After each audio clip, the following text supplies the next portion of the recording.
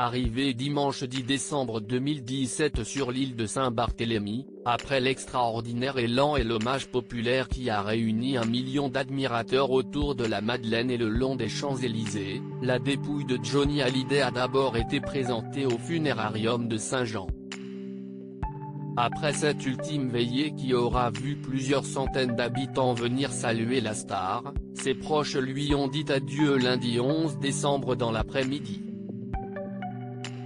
Selon l'AFP, CIST à 16h30, heure locale, 21h30 de Paris, que le cortège a quitté le funérarium pour rejoindre le petit cimetière de Lorient face à la mer que Johnny Hallyday avait choisie.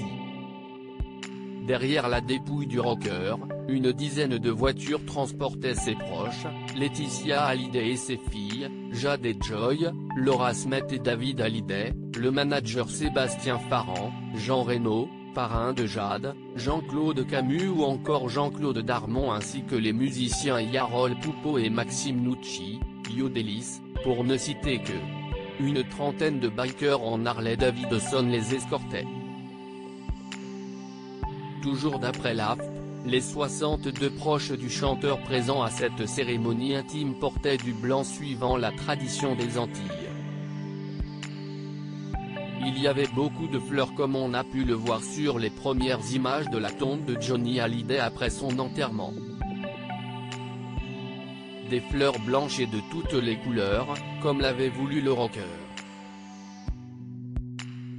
Une cérémonie à l'image de ce petit cimetière, humble et chaleureuse. Comme à la Madeleine, Maxime Nucci et Yarol Poupeau ont joué pour leur ami, cette fois-ci ses deux chansons préférées d'Elvis. Love Me Tender et Bebop Lula. Selon Le Parisien, Laetitia a craqué dans les bras de David Hallyday. Pour respecter l'intimité de la famille, le périmètre avait été bouclé dans un rayon de 100 mètres autour du cimetière. Les habitants ont pu se recueillir hier lors de la veillée publique, ils étaient près de 500 à s'être déplacés, note de la rédaction, place maintenant à la famille, a expliqué le général de gendarmerie Jean-Marc Descoux aux Parisiens. Lors du passage du convoi, les habitants et quelques admirateurs venus spécialement lui ont jeté des fleurs. Selon le reportage d'Amandine Asensio, sur place pour Le Point, il fallait montrer patte blanche, et sa pièce d'identité, pour pénétrer dans le cimetière au moment de la cérémonie.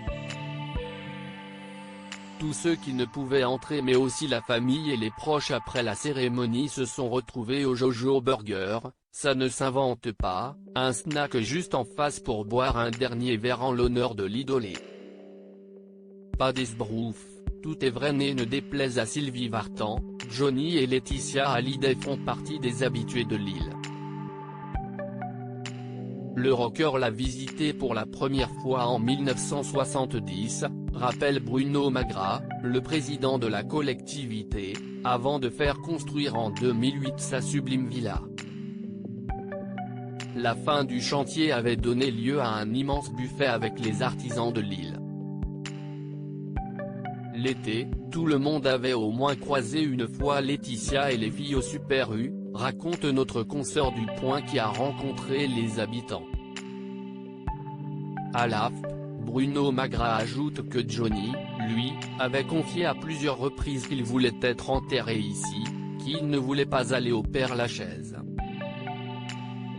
Il estime que CIST un honneur pour Saint-Barth. Durant la cérémonie, Magras a pris la parole pour rappeler cet attachement de Johnny à l'île. Jean-Claude Darmon, homme d'affaires et ami du rocker, est à Saint-Barthélemy avec d'autres proches. Hier par téléphone avec RTL, il expliquait l'avoir vu pour la dernière fois il y a une semaine. Parce qu'il a tellement combattu, et tellement gagné ses combats que je suis convaincu, pour l'avoir vécu d'ailleurs, que jusqu'à la dernière seconde il ne pensait pas partir.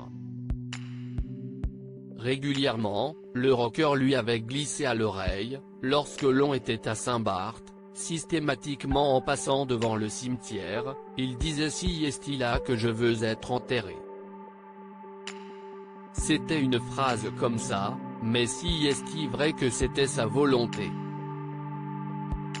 Quant à la cérémonie, enfin, Jean-Claude Darmon a déclaré, elle va se dérouler comme il a toujours aimé, si est à dire avec simplicité. Avec beaucoup de respect, de sincérité, pas d'esbrouf, tout est vrai.